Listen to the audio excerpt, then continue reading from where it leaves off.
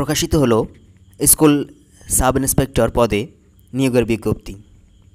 এই নিয়োগ হবে পাবলিক সার্ভিস কমিশনের মাধ্যমে।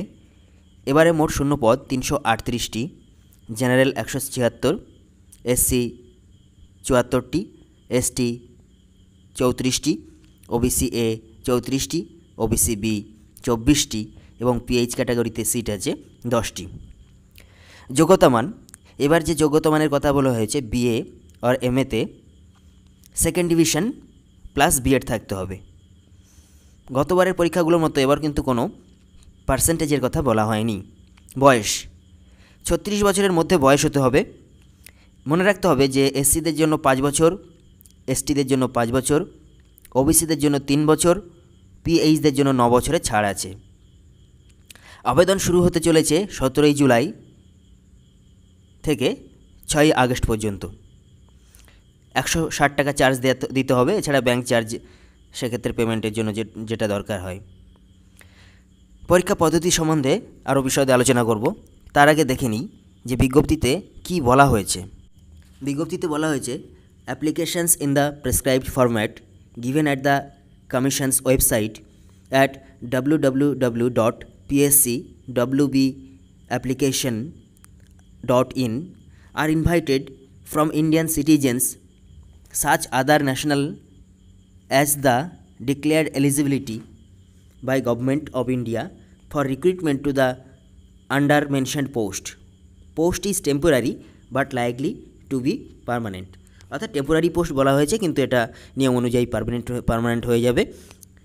Ability to read and right and speak in Bengali is an essential qualification for recruitment. অর্থাৎ বাংলা পড়তে জানতে হবে, বাংলা বলতে জানতে হবে, যেটা essential. To the post and service mentioned below, provided that the said compulsory requirement of knowledge in Bengali, including the ability to read and write and speak in Bengali for the recruitment to the following post, shall not be applicable to those candidates whose mother tongue is Nepali. Nepali speaking person যারা আছে তাদের ক্ষেত্রে সেটা বাংলা বলতে পারা লিখতে পারাটা আবশ্যিক নয়।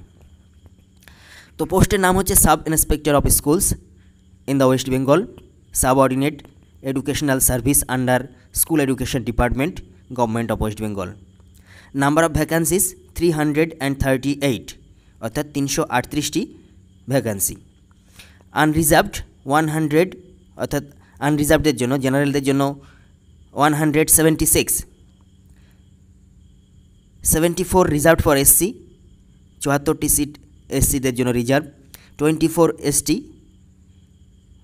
24টি সিট এসটিদের জন্য, 34 ফর ওবিসি, ওবিসিদের জন্য 34টি category A, 24 for OBC category B, OBC category B এর জন্য 24টি candidates, and 10 for persons with disability, অর্থাৎ পিএইচদের জন্য 10টি সিট রয়েছে। পে স্কেল 9,000 থেকে 40,500 প্লাস গ্রেড পে 4,700। কোয়ালিফিকেশান এবার যেটা বলা হয়েছে, এ সেকেন্ড ক্লাস অনার্স আর second class master degree of a recognized university or its equivalent.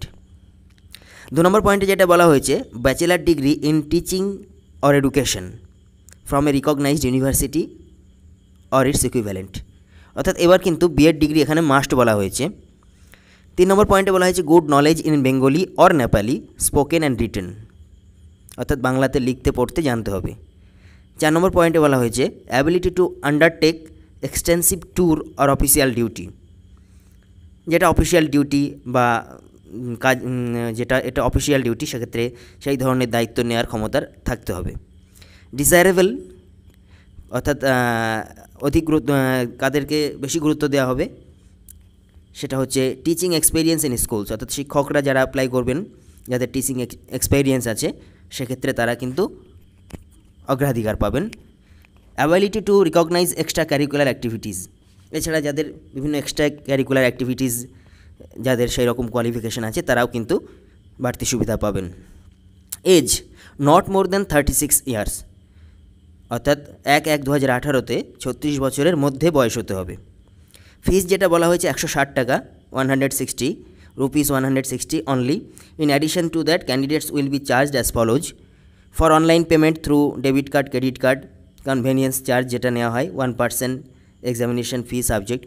For online payment through net banking, এছাড়া এগুলো বলা হয়েছে যে নেট ব্যাঙ্কিংয়ে যেটা চার্জ জিএসটি চার্জ আছে 18%। The offline payment through bank counter service charge 20 rupees. এক্ষেত্রে আরেকটা কথা মনে রাখতে হবে, SC ST candidate of West Bengal and persons with disability যারা আছে, having physical disability 40% above are required to pay any fees, not required, অর্থাৎ তাদের কিন্তু কোনো ফিজ দিতে হবে না। SC ST PH যারা আছে তাদের কিন্তু কোনো ফিজ দিতে হবে না। No claim for refund of the fee will be entertained nor will it be held in reserve for any other examination, অর্থাৎ এটা ক্লেইম করাও যাবে না এবং এটা অন্য কিছুতেও অন্য এক্সামেও এটা প্রয়োগ করা যাবে না, যেটা ফর্মালিটি যেটা নিয়ম অনুযায়ী বলা থাকে সেটা বলা আছে। ইনফরমেশন এছাড়া যেগুলো বলা হয়েছে, submission of more than one application for one particular post is strictly forbidden, অর্থাৎ একের অধিক যারা অ্যাপ্লিকেশন জমা দেবেন সেটা কঠোরভাবে নিষিদ্ধ করা হয়েছে। The candidature of A candidate who submits more than one application for admission to the selection procedure will be cancelled even if or she admitted to the same। যাই হোক, মানে যখনই এটা প্রমাণ করা হবে যে একের অধিক অ্যাপ্লিকেশন জমা দিয়েছে তখন কিন্তু তার ক্যান্ডিডেচারটা বাতিল হবে। The qualifications prescribed in the advertisement are as per notified requirement rules issued by the government। Qualification যেভাবে নোটিফাইড করা হয়েছে সেভাবে বলা হয়েছে। All the degrees, diplomas, certificate mentioned in the advertisement must have been obtained from recognized universities institution। 4 নম্বর পয়েন্টে যেটা বলা হয়েছে, prescribed essential qualification are the minimum and mere possession of the same does not entitle application to be called in for the interview. Prescribed essential qualification are minimum and mere possession, এটা minimum qualification where the number of applications received in response to the advertisement is large and it is not convenient or possible for the commission to interview all the applicants, the commission may restrict the number of candidates for interview to a reasonable limit on the basis of either higher qualification in the relevant subject, higher standard of marks, grade obtained in the essential qualification, or experience in relevant field higher than minimum prescribed in the advertisement on the basis of screening test, written test। অর্থাৎ যদি অ্যাপ্লিক্যান্টের সংখ্যা খুব বেশি হয়, কমিশনের যদি সেই বেশি সংখ্যক ক্যান্ডিডেটদের ইন্টারভিউ নিতে সমস্যা হয়, সেক্ষেত্রে কমিশন কিন্তু কিছু কিছু ক্ষেত্রে সেই তাদের এলিজিবিলিটিটা পরিবর্তন করতে পারে। যেমন হায়ার কোয়ালিফিকেশান বলা হয়েছে, হায়ার স্ট্যান্ডার্ড অফ মার্কস বলা হয়েছে, grade obtained in the essential qualification, experience in the relevant field higher than the minimum prescribed in the advertisement on the basis of screening test. তারপরে যেটা বলা হয়েছে, in the cases of screening test, written test, candidate suffering from blindness or low vision will be allowed to the help of a scribe if required. The scribe should not possess educational qualification higher than the requisite qualification for the post। অর্থাৎ স্ক্রাইবের ব্যবহার করতে পারবে, scribe দিতে পারবে, সেক্ষেত্রে কোয়ালিফিকেশানটা কিন্তু তা অতিক্রম করলে হবে না, ওই সেম কোয়ালিফিকেশানই হতে হবে। In cases where no division class is awarded and only grading is done, exact percentage of marks and conversion formula adopted are to be mentioned with documentary evidence if required। Next যেটা বলা হচ্ছে, where experience of a number of years is prescribed as an item of qualification, this would mean only experience, research experience gained in full time employment, research in the relevant field within the closing date of the receipt of application. অর্থাৎ experience certificate যেটা বলা হয়েছে, experience যদি থাকে, teaching experience বা research experience ইত্যাদি experience থাকলে, বা ফুল টাইম এমপ্লয়মেন্টের যে এক্সপেরিয়েন্স সার্টিফিকেট সেটা বলা হয়েছে, সেটার সার্টিফিকেট প্রয়োজনীয় সার্টিফিকেট নিতে হবে। এছাড়া যেটা বলা হয়েছে, যারা এক্সপেরিয়েন্স এমপ্লয়েড অলরেডি যারা আছেন তাদের এক্সপেরিয়েন্স সার্টিফিকেট নিতে হবে। সেক্ষেত্রে যেটা বলা হয়েছে, certificates from the heads of the organisation or departments or competent authority for the entire experience claimed, অর্থাৎ টোটাল এক্সপেরিয়েন্স যেটা সেটা সার্টিফিকেট নিতে হবে। Clearly mentioning the duration of employment, the duration সেখানে ডেট, মান্থ এবং ইয়ার উল্লেখ করে নিতে হবে। Field of experience indicating basic pay consolidated pay must be obtained, অর্থাৎ কোন ফিল্ডে তিনি তার এক্সপেরিয়েন্স এবং সেক্ষেত্রে তার বেসিক পে এবং কনসলিডেটেড অর্থাৎ আদার পে যেগুলো আছে সেগুলো উল্লেখ করতে হবে। The certificate should also mention the nature of duties performed, experience obtained with duration, অর্থাৎ নেচার অফ ডিউটিস অর্থাৎ কোন ধরনের চাকরিতে তিনি যোগ দিয়েছিলেন এবং তার experience obtained in the post, ওই পোস্টে কতদিন আছেন এগুলো উল্লেখ করতে হবে।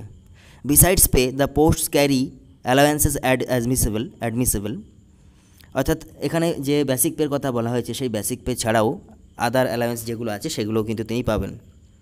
The benefits of reservation of vacancies and upper age concession up to 5 years are admissible only to SC and ST candidates of West Bengal. Up to 3 years, 5 years concession পাবেন SC এবং STরা, এবং OBC যারা তারা 3 years concession পাবেন যেটা নিয়ম অনুযায়ী। এছাড়া such benefit are also available up to the age of 45 years person with disability তারা 45 years পর্যন্ত বয়স হলেও অ্যাপ্লাই করতে পারবেন।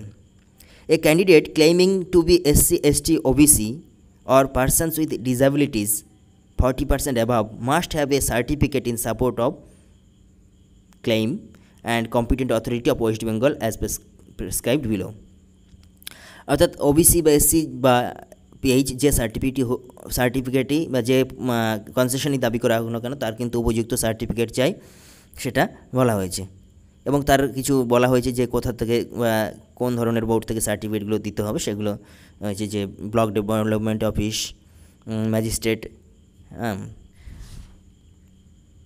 9 নম্বর পয়েন্টে যেটা বলা হয়েছে candidates must fulfil the essential qualification by the closing date, অর্থাৎ কোয়ালিফিকেশন যেটা বলা হয়েছে সেটা কিন্তু ক্লোজিং ডেটের মধ্যে সেটা কমপ্লিট করতে হবে, অর্থাৎ বিএড যারা এখনও মার্কশিট হাতে পায়নি বা সেকেন্ড ইয়ার যারা রয়েছে তারা কিন্তু এক্ষেত্রে এলিজিবল নয়, যেটা বলা হচ্ছে যেখানে যে candidates must fulfil the essential qualification by the closing date. Next, all requisite certificates regarding educational qualifications, proof of age, other relevant experience certificates and other requisite documents must be furnished as when required by the commission.